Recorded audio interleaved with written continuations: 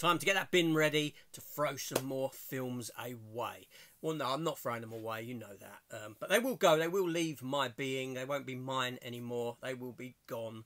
So it's another culling of the collection. Let's see what this shelf, next shelf, has to offer.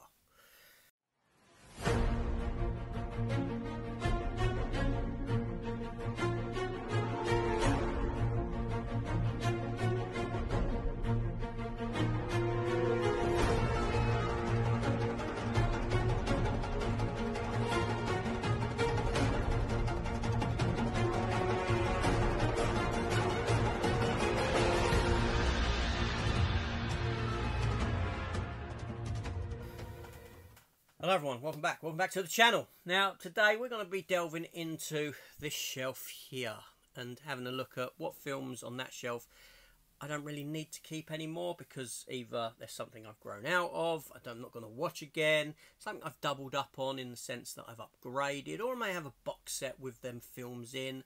And yeah, I came to realise that the collection was becoming very overwhelming, so it's nice to sort of be able to reduce what I have.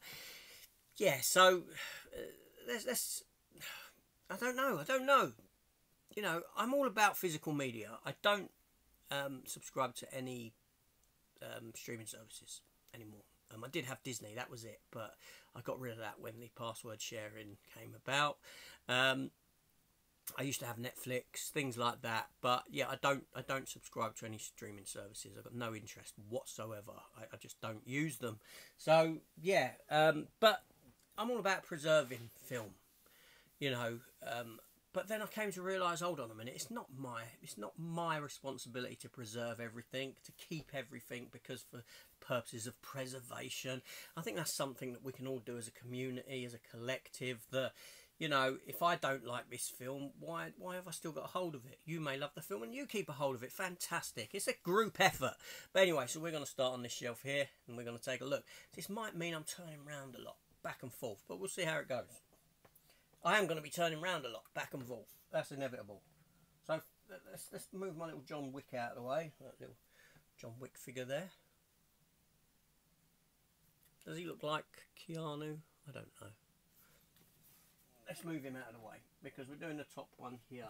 So first off, we do have and I'll do these as 3 films, because it is a trilogy of movies, and it is the extended editions of The Lord of the Rings. These are great films, aren't they? That first one, for me, that's my favourite one. That's my favourite one of the 3, right? The second one, I sort of struggle with now, because it's just a segue into get into that one, which is a great film. But they're really good, and the extended version of this film I love. You know, I think I've watched this one the most. Even as a solo film, I would be happy with it, watching it. Hard to believe that I didn't really want to see these when they first came out, or this film when it first came out. It took me a few weeks to go cinema to see it, and it was just because I thought I'd see what all the hype was about. Because I'm not very big on wizards and things like that, and that's how I perceived it to be. But I was blown away by it. It was a fantastic movie. It really was. But unfortunately, I'm going to say goodbye to all 3 of those films. Reason being is because I have the steelbook collection of them. And they do have the extended editions in. Yeah, they're great films. They're even great. I like the ring. I like the designs on them. But you know, I've got to be harsh. I've got to be harsh. So next up, and this will make no sense to me whatsoever, but I do have here the Blu-ray 3D collection of The Hobbit. The Hobbit trilogy. And I find these almost nigh on impossible to watch now.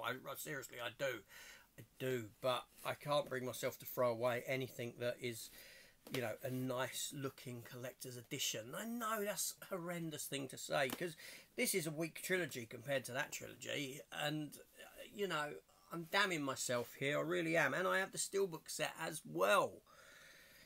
But these are so nice. They're such nice looking releases. They truly are, that I can't not but say, oh, I want to keep them.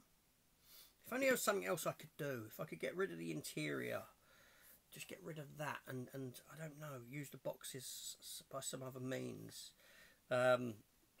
Anyway, so I will keep a hold of them because they're just nice releases, and that's I know that's bad, but let's move on. Let's move on. Okay, I'm going to grab them bit by bit. I'm going to grab a group of. Okay, I hate this film. Licorice Pizza. Yeah, I shouldn't have it in the collection, but I got it for free in the end. So it stayed in the collection, but I hated it. But there is no case. There's no art there. I won't tell you the story behind that or why, but that's just the way it is, and it's just one disc, which is the Blu-ray in there. It's got the art cards, but you know what? It's an abysmal film. Everyone was like, "Oh, I loved it when it came out." Like I don't know if it was a film that made them feel sort of empowered their intellect, so to speak, and made them feel like they were watching something special. But no, it's just a load of rubbish. It's a load of rubbish. It's going. Sorry. Okay, I do appreciate that art is subjective, okay? So, yeah, my opinion, that film is rubbish. Let's phrase it like that. Next up, we have Last Christmas, starring Emilia Clarke, Henry Golding, Emma Thomas. And, you know, I think Henry Golding is great in this film. He's very charismatic. I even like Emilia Clarke in this film, and I'm not a big fan of Emilia Clarke. I can take her or leave her. And I enjoy this, and it's a Christmas watch that me and the wife sit down and watch every year. I've been to a lot of the filming locations in London, like the Tiny Alley, the little park she goes to, where there's them free caricatures on the on the side of the wall, things like that. You know, where the shop was. It's you know, I go up into London, and yeah, it's like watching this is like a trip around London. So that's a keeper, most definitely. As is the next one. I need to watch the film again, because I haven't watched it for some considerable time, and it is Long Kiss Goodnight with Gina Davis and Samuel L. Jackson. Yeah, Shane Black movie, isn't it? Directed by Rennie Harlin, written by Shane Black, directed by Rennie Harlin. Whatever happened to Rennie Harlin? I know he's still about filming stuff, but not what he once was. But yeah, it's a film I need to revisit. It's a solid action film, as I recall. Now, this next film is a film that in this country we have got recently released, as I'm filming this, recently released. Because where are we? We're in February as I'm filming this, I'll be honest. And it is Lady in Red with Kelly LeBrock and Gene Wilder. This is like, I think this is a Spanish version. I got it way before we had it released in this, still sealed in this country. But again, a film that I enjoy, but I haven't watched the Blu-ray yet. Then we have Lord of War, which is a really good Nicolas Cage movie. Unfortunately, I'm going to say goodbye to it because it's not a film that I revisit. So I'm going to be harsh on this one. I feel like being harsh. It's not a film I revisit. I'm going to say goodbye. But I love Nicolas Cage. I really do. Next up, we have the movie The Life of Brian. Monty Python's The Life of Brian. Very funny. That's going nowhere, obviously. It's a great film. I even have me on DVD kicking around inside the case. So that's a keeper. And next up, we have a lovely lenticular. Great cast. Not so much a good, you know... I don't know. What do you think of this film? Let me know. The Legend of Tarzan. Yeah, let me know your thoughts on that one. But I'll be keeping that. Let's move on. Okay, so next up we have an interesting film now in The Lighthouse. Robert Pattinson and Willem Dafoe. It's a very arty film, really is. But and I wouldn't watch it often at all. But I liked it. You know, great cast. Well acted, well shot. Weird, but you know, I would keep it. I would keep the Lighthouse. And there we go. Next up, one that I can get rid of. Vin Diesel. Anyone? The Last Witch Hunter. I'm never going to sit down and rewatch Vin Diesel in The Last Witch Hunter. I'll keep the black case though. I'll swap it out for a blue. That one can go. But then, talking of rubbish films, but, you know, I imported this from Germany. And who's it star? It stars Kevin Sorbo. Hercules. The Legendary Journeys. And Tia Carrera. You don't hear about her anymore. Nice lenticular on the front, and it is Cull. Cull the Conqueror, which is a Conan-esque kind of a movie back in the day. But things like this, where it's a foreign release, where, you know, I can't feel I want to get rid of things like this when it doesn't have a UK release on Blu-ray, where I feel like I might be throwing away something that, I don't know, and it's a lenticular as well, so I'm keeping that. Next one I will keep, Lock Up. Sylvester Stallone. Good film. I enjoyed it. And this one I haven't watched yet, okay? So I'm keeping it because I haven't watched it, and I need to make that jump into watching it. But judging by the title, I think it might be a one-time watch. But it may surprise me. You never know. And it's Nude Nuns. Yes, Nude Nuns with big guns. Nude Nuns with big guns. Come on. I saw this in CEX and I thought, with a title like that, I can't but not pick it up. Suitable only for persons of 18 years and over. Have you seen this film? Let me know. I'll be intrigued. But I haven't got round to watching it. Nude Nuns with big guns. So that be watched. That might end up in that pile. Next up we have Heavy Metal, the animated film from, it's like the 80s or something, isn't it? Christ, it's been some time since I've seen this film. You know, well, based on the fantastical illustrated magazine Heavy Metal, producer Ivan Reitman enlists the help of some of Hollywood's animation masters to create the otherworldly tale of a glowing green orb from outer space that spreads destruction throughout the galaxy. Yeah, there was a time when I was much sought after that, and I found it in a CEX up in London, so obviously a keeper. And next up we have the movie Made in Manhattan. Now, I used to watch this with my ex-wife. That was around the time it came out. Jennifer Lopez can be okay in some films, you know. I don't mind her in a film. Ralph Fiennes is pretty good, but definitely not a keeper. Not one that I would venture into anymore. So I'm going to spin round the other way in a minute. So what do we have up next? We have Braven. I picked this up for £1. Jason Momoa, and I've not yet watched it. Who else is in it? There's someone else in it. Stephen Lang is in it. You know, Stephen Lang's quite good.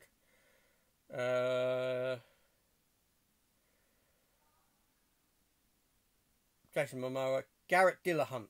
Oh, Garrett Dillahunt, that's who it was. That's who I was trying to think of who was in it.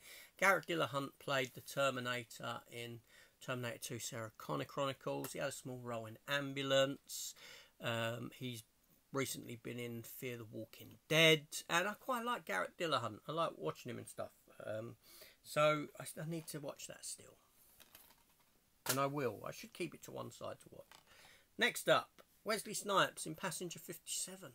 It's one of those Die Hard rip-off films from that era. He's an ex-cop with a bad mouth and a bad attitude and a bad seat. For the terrorists on Flight 163, he's very bad news. Ugh, who writes this stuff? Now biting, adventure, sensational. Bruce Payne, Tom Sizemore, the late Tom Sizemore. Yeah, so, yeah. I'm not the biggest fan of Wesley Snipes. I'll be honest. I'm not a big fan of Wesley Snipes.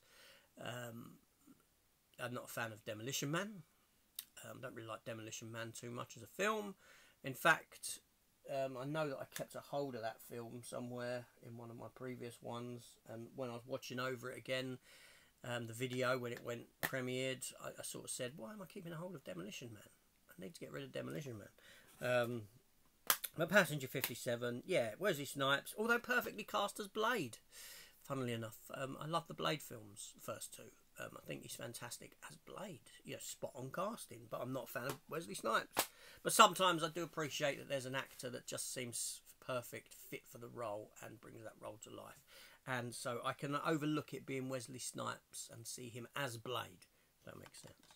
Then we have The Last Duel with Matt Damon, Adam Driver, Jodie Comer and Ben Affleck. This is a Ridley Scott film. Ridley Scott kind of lost it as a filmmaker, hasn't he? In my opinion, anyway. You know, he's certainly not what he once was as a director. Times have changed. These are old school directors that are still very good at their craft, but they're working in the confines of today's society, so to speak, and they have to adjust to fit, and it just doesn't seem to work. But Last Duel is a film, again, I picked up cheap. I've always wanted to watch it, and I just didn't get around to it. I've not gotten around to it. There we go. Next up, we have The Kingdom. Jamie Foxx, Chris Cooper, and Elektra, Jennifer Garner. Ben Affleck's ex. No, I don't think I'll rewatch that. I don't think I'll rewatch that. That can go in the to-go pile.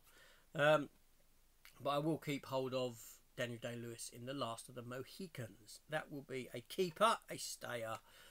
Yeah. And I'll also keep the Banana Splits movie.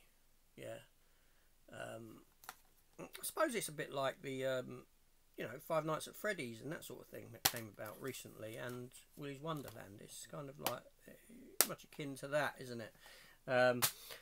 Yeah, so let me spin around this way. This shelf hasn't got too much more on it, and I can tell you now that, okay, let's have a look. So we have the 30th anniversary of The Breakfast Club to keep. I'll be keeping that, obviously.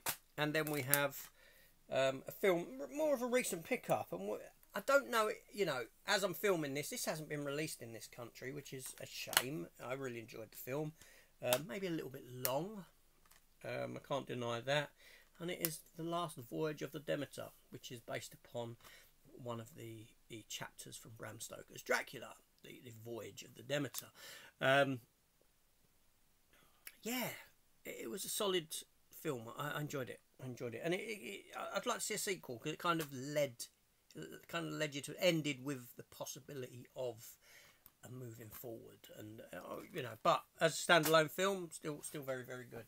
Now, like I said, this episode isn't going to be overly long, right? And some of these next films are questionable, possibly, but I can tell you now that ultimately they're probably going to stay, all of these. So first up we have Van Damme in Wake of Death, because now we're venturing into the Van Damme collection. It comes with a poster. The 88 Films Van Damme collection. Now, this isn't from 88 Films, but it wanted to kind of cash in on the back of the 88 Films releases. Came out around the same time, and with a poster and that sort of thing in it. Wake of Death.